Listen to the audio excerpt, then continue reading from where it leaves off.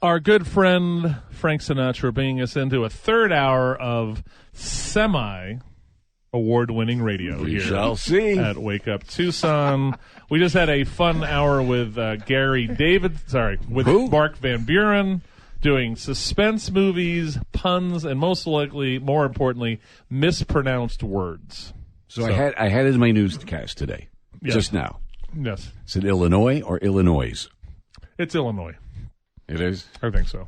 Gary Davidson, what do you think? I think Illinois. Yep, I think so. What's your computer to your hand computer tell you? Oh, I don't know. Look, Oh. I'm just wondering because I don't care what it is. U of A is We're playing still- Illinois. We're still saying Illinois. Playing Illinois. Sorry. The Illini, not the Illini. Fighting Illini. Yes, Thank you very much. If you miss anything, kvoi.com. If you really say, God, like Sunday morning, you wake up and go, I need to hear D. Simone's voice. KVO, you're a sicko like that. kvoi.com. Go to our podcast. Just figured it out. So it's the Iroquois and the Illinois, not the Iroquois and Illinois. Well, we just stopped this hour right here. Thank you very much. Thanks to Cabco Central Arizona Block for their sponsorship of this hour of great radio. CabcoAZ.com, masonry company. They make everything here, bricks, blocks, and pavers. Make your walls bigger in Pliskin Acres at CabcoAZ.com. Gary Davidson. Yes, sir. I know I got to get into our stuff because we're going to run out of time. What we've got, we have multiple shows worth of material. Trust me. I know. Now, for all of you who maybe just started tuning into the show in the last few months, we haven't seen Gary for a while.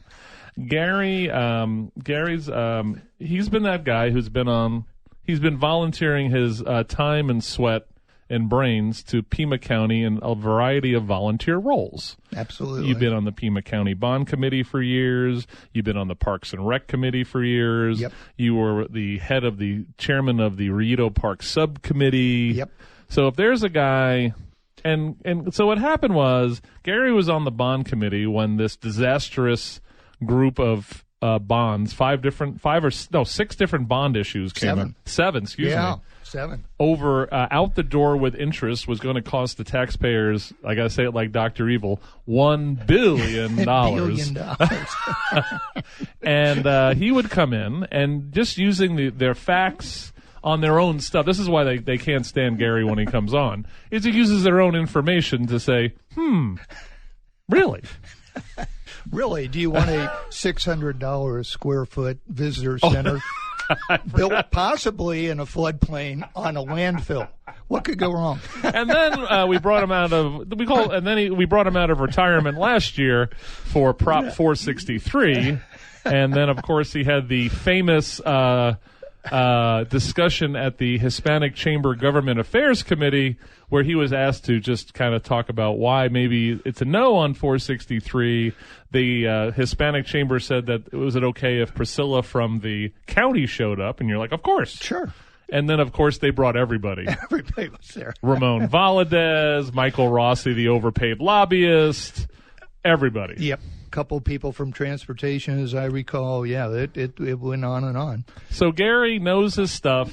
He's volunteered his time. He's just not a guy who's, sitting in the bleachers saying, "You suck." He comes with a lot of meat. And so, Gary, we talked about, one day this year we should get together. What's going on today? What's in your bag of stuff today? Well, you talked about maybe discussing the Pima County budget. Right. Always a frightening thing. Which is, and I encourage people, I mean, you don't need to get into it in depth, but it's available on their website, on Pima County's, that is, which does it. It's a little weird when you see it because it's like Web CMS or something, Pima County, but you can go to it, Gov, and then you go over and you'll find budgets, and they're all there by the year. I will warn you, though, if you try to get into any of the details, the year I'm going to be mostly talking about is over 800 pages. Not the way they have it numbered, but if you were scrolling through one at a time. I know that because I've tried to print pages off of this. So we have the exact quotes, and it's over 800 pages long. Your child, Taylor, came on the show one day. Yes. And instead of talking about, Bastiat versus Kierkegaard or something with me, he said, I want to talk about the Pima County budget. And I'm like, what? which Davidson is this? Right? But what he wanted to talk about was the idea that as a planning tool for elected officials and anyone else out there, right, it's obviously not meant to be that. Right. Right? It's the most user-unfriendly budget possibly in America, because then he went to the Marana one, right? So the Marana one, you can start getting into actual budget meat like 8 to 10 pages in, right, where Chucky's is like page 112 or something like that. So that's the Pima County budget. Most people, when they hear that word, they go, okay. So, Gary. Now here's why, and you bring up 463, which was a $430 million bond package. And to fix roads. To fix roads. Now, the county had floated out there, they wanted to do a sales tax, the county administrator. They wanted to do a sales tax, and they wanted to do a gas tax. They kept trying to raise various different taxes. And then this came up, and there's a quote here from a June 14, 2018 memo from the county administrator. It says, the board could consider as the last possible option for a road repair a general obligation bond election. And then he states on, I guess it's page 2, the only option now available, and this is for fixing roads, is for the board to refer a general obligation bond issue to the voters. This is the last and only option the Board of Supervisors has regarding achieving road repair in a reasonable time frame. So, believe me, I wasn't interested in getting into the budget, but I went baloney. Or maybe I said something else. So what's great about that one paragraph, yeah, he says it 3 times. Yeah. It's our last option, our final option. It's the only way to fix the roads. And I'm sitting there going, I don't think so. I think there's sufficient money in our budget that the taxpayers are already paying in the $1.3 billion plus budget each year to fix our roads. Now, of course, the pathetic part of this is the other part of the equation on this is always the private sector, self-appointed private sector leadership of this town, which is Amber in the Chamber, SALC, the various characters all regurgitated that line over and over and over and over and over again. And how many times do these sorts of things have to be proven incorrect before the voters and the business community go, wait a minute. And the newspaper. Just for a little background, I mean, we've had the same administration of this county for over 20 years, back to the last century.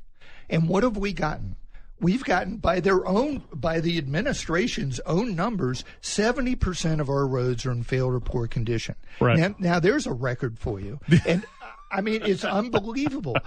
And you sit there and look at the longevity, and I've given you this before, the survey that was the study that was done in the Wall Street Journal that says in private business, anyhow, in the large cap world, the share price performance of hundreds, they analyzed these companies, the optimal tenure length for a CEO, chief executive officer, was 4.8 years. I was going to say 7, so I overshot it. Well, yeah, and I've told you before, my friend the gentleman I was taking a hiking trip with that managed a large Canadian city, said he retired went back to private practice after 10 years because he thought at that point you need new eyes looking at things. Yep. And I totally agree that we desperately need new eyes looking at things. That's a great place to stop right now. 8:16.5 on the Wake Up Tucson show, 1030 The Voice, local news and talk. We got the bond man here and lots of other budget man. Gary Davidson here. If you have a question or comment, 790-2040 is the phone number. Chuck, if you're listening, we'll put you right to the front of the line, 790-2040. Wake up. You're on The Voice. Yeah, you know it. I know what? Bert Burns, the guy who wrote Hang On Sloopy and all those great songs. also wrote this song. It's his birthday today. Twist and shout. Look baby. at you. Look at you. Look at you and Gary. You guys are bobbing the heads. I like that. Rockin'. Hey, we're hanging out with Gary Davidson, 790-2040. You're on 1030 The Voice, local news and talk. Remember that scene from A Few Good Men when Jack Nicholson says, "You need me on that wall"? That's Gary. Yeah. Tucson, you need him. He's on the budget wall there. So when last we talked, Yes, sir. I was saying that I said baloney when they came out with 463 and said it was the only way we could fix the roads because I believed that the taxpayers were paying more than enough taxes to fix our roads. Sure. But baloney's really not enough, okay? So I thought, okay, how can I establish that we're operating maybe not at the highest possible efficiency? And if we operated more efficiently and moved some things around, there might be sufficient money within the budget to actually fix the roads. So I thought, well, there's something that's done in my business, which is you compare different industries by looking at, say, employee counts. Like two railroads, you'd say, how many employees does it take to move X number of tons of materials? Because that's their service. They're right. moving stuff. I know it's not employees, but in a different way. You just had Mark on in the hospitality industry. You look at RevPAR, sure, revenue per available room. That's kind of a standard thing. Yep. So you can compare. That's the gold standard in hotels. Yeah, you compare different properties that way. Yeah. Well, I figured, well, what's the Pima County delivering? And I thought, well, it's government services. So I thought, what if I compare the employee numbers in Pima County and, say, the other two large counties in Arizona, which are under the same mandates, et cetera, as Pima County is, which would be Pinal and Maricopa. Right, and they're under the same funding formulas out of Absolutely. state shared revenue and everything. Absolutely. So I looked at those three counties, and so I had to go to the budget because I thought, well, how much is the total budget, and then how many employees do each of those counties have? And you end up with this thing called FTEs, which is all the governments use it.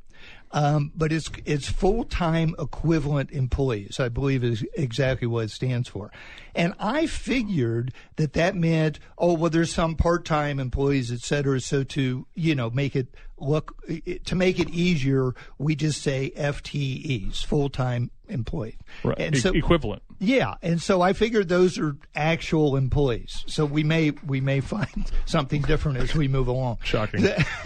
So anyhow, I compare Maricopa, I compare Pinal, and I compare Pima. Maricopa, I threw out. I mean, they're so much more efficient than we are, but they're also a lot bigger, efficiency of scale. They have a lot more people that are in municipal areas, et cetera.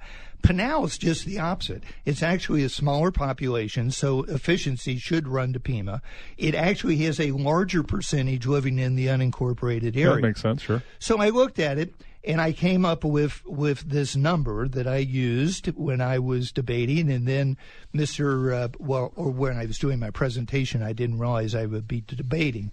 So Mr. Huckleberry, I should say the county administrator, heard about this, and so he came up with his own numbers in response. He did a memo. So what happened was Ramon Valadez, who probably didn't perform as well as he thought they should have in that the forum debate with you, right, said, Chuck, Gary said mean things. Can you send a memo out? And this is what you got. And this is what I have from October 5 of 2018.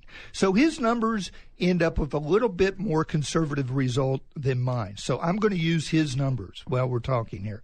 So he said, okay, Pima County has 68 employees per 10,000 population, whereas Pinal County, these are his numbers. Right. This is page 5 of his memo, has 48 employees per 10,000 population.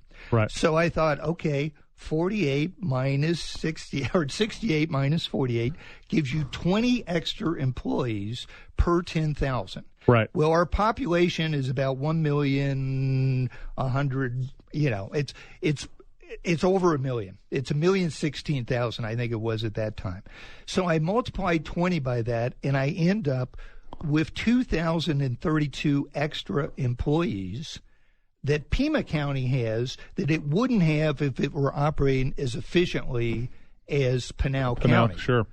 This is a lot of money, folks, because our average cost when I put benefits in is $71,000 per employee. But wait, there's more. Always. They always say, okay, well, but, Pima County, we operate the waste, we do the wastewater thing. Sure. So I took all of the employees, assuming they're all that's incredibly efficiently run. That's 467 FTEs. I think they're employees. And parks, they have a few in Pinal County, but we have more, bigger park system. That's 284. And then the library, they also mentioned that's 384. So the total of that is 1,135. I subtract that from 2,032, and I end up with 897 employees that Pima County has that it would not have if it were run as efficiently as Pinal County. Now, at 71,000, that ends up to be about $64 million per year. And I want you to remember that number, $64 million. Because I might even write it down. A similar number, if we go through this, may come up. So what's so amazing, because when by Gary subtracting out the wastewater and the library, right? What happens is when people talk about the taxation in Pima County and different things, Chuck says, "Well, you're not doing an apples to apples because we run our own wastewater and the MyBear, blah blah blah."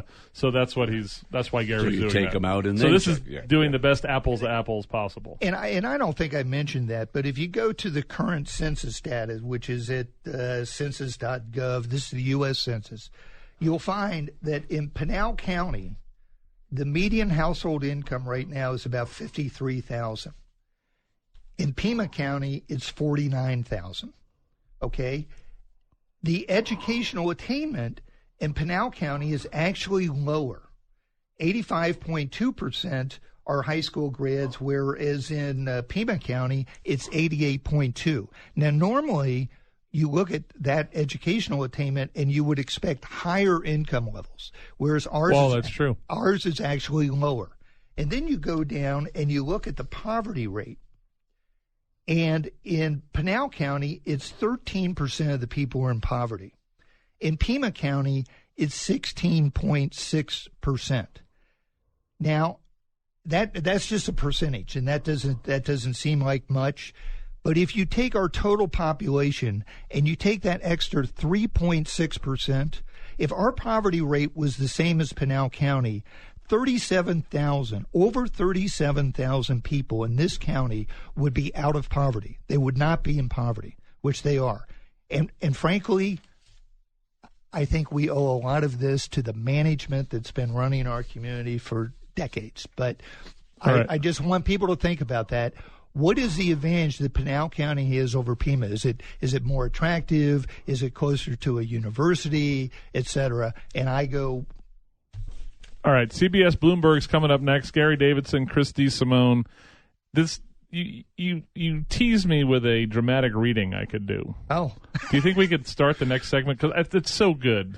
We could. All right, we're going to do it. It's the funniest paragraph I may ever read in the history of Wake Up Tucson, coming up next. Wow. 10:30 The Voice. Gary Davidson, Christy Simone, Ed Alexander. You're on Wake Up Tucson on 10:30 The Voice, local news and talk. Zach Yenser's coming up with the Creative City Show. Doug, Jen, and Victoria. I think Billy's got Rahina on. So, and Dave Ramsey, Lars Larson, and Stevie Rivera. Wake up, 10:30 The Voice. All right, we got to get going. We got Gary Davidson. We have two more segments, but we have about 16 segments worth of information we got to get through here. So, Gary, you got me excited yesterday. You said you might have a dramatic reading for me to do. So, I do. So, what do we got here, buddy? Okay, so I'm going through the budget for 2018-2019, and like I say, there's 823 pages. And when you reach page, it's 700 and something. You can look at the bottom there. It's 782. 782. You finally, if you wonder why our roads don't get repaired, you finally get to transportation at page 782. And now this, what we're going to hear now is the very beginning paragraph, and I think it says function, transportation function or something. What's the title over to the left there? We have function statement, Function which is statement. that's a great term anyway. It's the function statement. So this is the function, apparently, of our transportation department and what we're doing here with the budget. Now, there's two things I want to say before I do this dramatic reading. Okay. One, think about this. Think about some of your elected officials like Sharon, Richard, and Ramon, who are supposed to. Do you think they're really looking at a budget? Right, that transportation is on 782. Do you think any of them actually have read this thing? And my doubts would be very high on that. Well, this language is the same in the following year, so I know this has been rubber stamped year after year. Okay, at least I've seen two. Okay. So, and you bring up a good point. Have any of these people that have been in charge of our roads falling apart for decades even looked at it? Great question. Now, one more question I have for you before I get going. There is a list of lots of statutes under mandates, right? Yeah. I feel like if I read those mandates, there's some gold in there also in relation could be. in relation to what they're not doing with transportation. So much to do, so little time. All right. Now, this is one of the greatest gobbledygook kind of statements ever. This is the function statement of the Pima County Transportation Department. So, Ed, pay attention because, every time you hit a pothole, I want you to think about this. Here we go. I'm going to do my NPR voice for this. Provide and maintain an effective transportation network through timely, cost-effective, and helpful service delivery by recasting transportation through strategic, organizational, technological process and policy changes resulting in enhanced functionality. I'm not done yet. Department goals address centralizing and developing an analytics model reflecting planning to better the performance of network, recasting standards and shifting towards performance options and substantive policy SOB standard operating procedures, and consolidating customer interface community relations to improve response to requests. I think. Oh my Lord! I need a committee to go through that. I need a shower after. I think we're a bit far from, as Supervisor Chrissy says, fix the dang roads. Here's another gem about our transportation budget. This is from a memo from the county administrator dated February 21, 2019. In the budget. This is the first paragraph. In the budget that will be forwarded to the board for fiscal year 2019-2020, a new line item will be included in the Department of Transportation budget. This line item is for road repair and pavement rehabilitation. I'm quoting, this is the first time this line item has occurred in the DOT budget. Okay. So I just want to this is why we're laughing. Just so for maybe you're glazing over because we're reading all this Muckleberry memos. Okay. So remember, Chuck was head of transportation before this. Okay. Then he becomes the county administrator. What's the date of this memo, Mr. Davidson? This is February 21, 2019. Okay. So this year. All these people have been there for 20 plus years. And he says in a memo, for the first time ever in the we're going to have a line item in the transportation budget that says that, one more time, please. Yeah, that says a new line item will be included in the Department of Transportation budget. This line item is for repair and pavement rehabilitation. This is the first time this line item has occurred in the DOT budget. All of you business leaders, public leaders that come out regurgitating Chuck's crap should feel totally embarrassed by this line. He just said, and Sharon and Richard and Ramon. Oh, yeah, who have kept this management in place for decades. For the first time ever, possibly, we have road maintenance as a line item in the county budget. That is gold, my friends. That is gold. And there's another line in here. It says, in addition, operational savings will be realized to gained operational efficiency and by right-sizing the DOT. And that was a good idea. Remember, I suggested before that we might have some extra, if we ran more efficiently. Well, I know the DOT has come, and good for them, but for this year, they've reduced expenses by $15 million, which are now through, whatever, which is now going into road maintenance. But there it is, folks. There's not even been a line item. And, there's a management thing about, what's it called? You don't get what you don't measure. Right. And I would also say you sure don't get anything you don't budget for. So why? Usually that happens. Yeah. So your bouncing baby boy Taylor's listening. Yeah. And he says, don't forget that on page 5 of the Pima County budget, there's they pat themselves on the back for the Distinguished Budget Presentation Award. They have awards. This is award winner. 800 pages. They've got a hell of a presentation. That is live. So that's so amazing, right? So think about Sharon Bronson. She's been on for 24 years, and she's been rubber stamping these billion-dollar budgets. Yeah. Knowing, maybe she doesn't know. Maybe she doesn't read it, right? Read these 800 the idea that things. there has until this year, the first time, a budget line item for maintenance of roads. Yeah, and you wonder why 70% of them are in failed or poor condition. I mean, it's not even.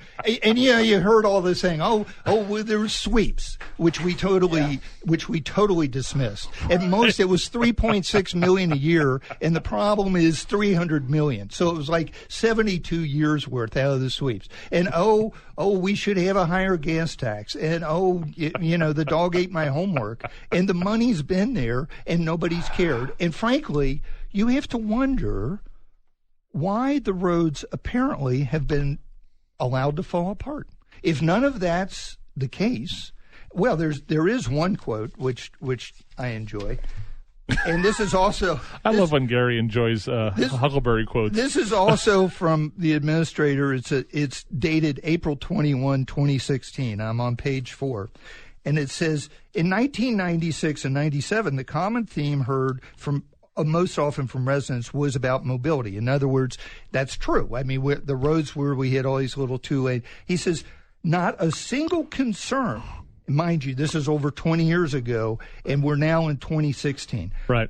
96 and 97, he's talking about. Not a single concern was ever expressed over a lack of maintenance of county highway system. It was always increased, he says, mobility, increased capacity. Well, yeah, we hadn't allowed the roads to fall apart for 20 years. I mean, that's the reason why the roads are in one of his reasons why the roads aren't done other than the state's fault, right? Right. Is the idea that 20 years ago, nobody was complaining about it. So here's the best part, too. Back to your road maintenance line item. Yeah. For a guy who keeps complaining about the state money, which is not as bad as everyone wants to make it out to be, the sweeps. It's going up. It's right? going up. It's the idea he never had a line item to float it to actually fix a road. Right. We are definitely YouTubing this hour, people, so share it with your friends. So, and I started this by saying there was some, I was questioning the efficiency and comparing it to Pinal County. Yeah. Well, here's a line, and this is actually from the budget itself.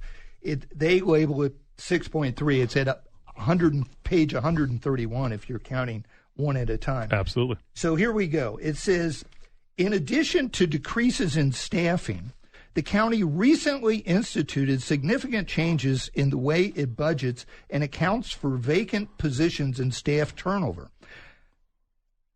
By having departments budget only for positions they can reasonably expect to fill in the course of the year, the county reduced excess FTEs and their associated salary and benefit costs. So now they're saying, okay, from now on, we're only going to allow you to budget for things you think you can reasonably expect to fill during the course of the coming year. What was it before? Do you understand how amazing that is, right? I mean, Business 101, right? When you're going to budget for employees, right, you would want to budget. Maybe you don't have them hired now, right? But that line of basically you'd have, what was the line about employees that, one more time. They can reasonably expect to fill during the course of the year. Right. Well, no kidding. So that's what makes me think that when I ran my numbers on extra employees, a bunch of them just don't exist. Right. They're being budgeted, and when they're budgeted, remember, that money's not available to do other stuff. I swear to God, I'm listening to the meeting on Tuesday. I told you this yesterday, right? And Chuck says something like, "Well, now we're going to have a thing where we're getting rid of these FTEs that haven't been filled for 1,000 days." Like he's some sort of fiscal hardcore now. We haven't filled these jobs for 3 years, so I think maybe we'll get rid of them now. Now, and we're actually okay. So you are definitely coming back for a Christmas visit. Yeah. So where this leads. And I think part of this, frankly, is because Supervisor Miller has been beating on the budget issues for a long time. And They always poo-poo her ideas, okay? And they go, oh, we can't do this and we can't do that. But what they never do say is, oh, by the way, or at least I've never heard them say, we're running huge surpluses every year. And I believe it could be just directly related to these phantom FTEs. Hold that thought. Okay. Phantom FTEs coming. Let's take one quick call, then we'll go to break. We got another call, and we still got to do phantom FTDs with Gary Davidson on 1030 The Voice. Billy number 2, you're on with Gary D. What's up? Good morning, guys. This is some of the best radio I've heard in a long, long time. And it's all true. That's the thing. It's not just funny. It's like Laurel and Hardy. The only place you're going to hear it. Yep. Yeah. Here's what we got. You got 20 years or more of history with these people, and these people that are running things are not managing. They're not managers. I think they're basically just money distributors. Isn't that the best way to describe them? I mean, they just hand out money to their buddies and then you got a $1.3 billion budget, right? Well, Joe and I said in the early days, if you looked at Pima County, like what they really, and TUSD is similar, right? It's a jobs program for buddies, right? They do deals for buddies, right? And if you're not part of the tribe, you can go to hell. Yeah, that's we got what I've $1.3 billion learned. here. You got city's got $1.2 billion. There's half a billion over at the TUSD. I mean, there's so much money floating around. The roads really should be paved in gold. I mean, that's with only 1 million people. And Bill, I hate to say it, but you look at the condition of the roads, and then you look at the way this money is being allocated and slopping around, and you have to go, and then you look at the roads being used as an excuse over and over for various ways to raise your taxes. Sales tax, gas tax, a bond. The other bond in 15 had road component in there. Everybody getting desperate to fix the roads has become an excuse for raising taxes. I think Chuck's been a visionary in this government style, all right, of the idea that you don't take care of basics, right? Take care of all this other crap, worldview buildings and other things like that, right? And then when everyone gets pissed off and desperate, squeeze them for more money. Right. But we can't, most people can't stand them or trust them enough. That's why they got blown out in the last 2 bond elections. So now all of a sudden, the KVOA headline on the story is supervisors now dipping in the general fund to pay for roads. Like it was like, you mean like you're supposed to? What she said for years implied that might even be illegal, which is I always found humorous. All right, Bill. One last real quick, comment, guys. Give Gary and Allie our big red crayon in about 48 hours, and they could fix that budget. Oh, that's very true. Thank you, buddy. 8:49 in the morning. Gary Davidson, Christy Simone, Ed Alexander. It's KVOI.com. If you miss anything, Zach's coming up next. Wake Up Tucson, 1030 The Voice. One more segment to go. All right, Gary. We were just talking off air. We got a text from Tay-Tay there, and it's the idea that were you looking for other alternative budget line items? And I do. In full disclosure, I meant to read this before because it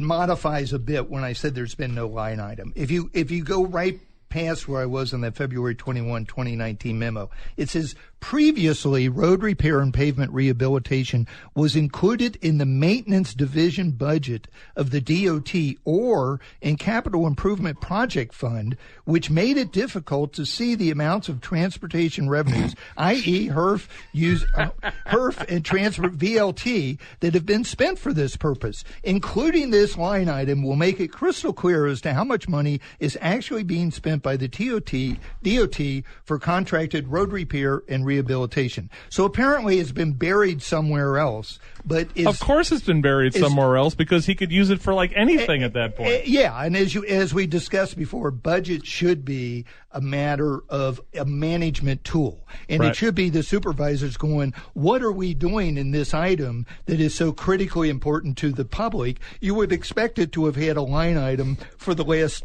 30 years. If one of your basic mandates as a county that comes from the state, right, is maintaining roads and a mental hospital, Right. right?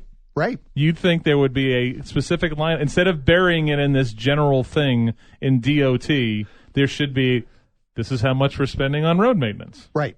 Right. And so now I want to read another quote because it kind of goes on and on about the roads.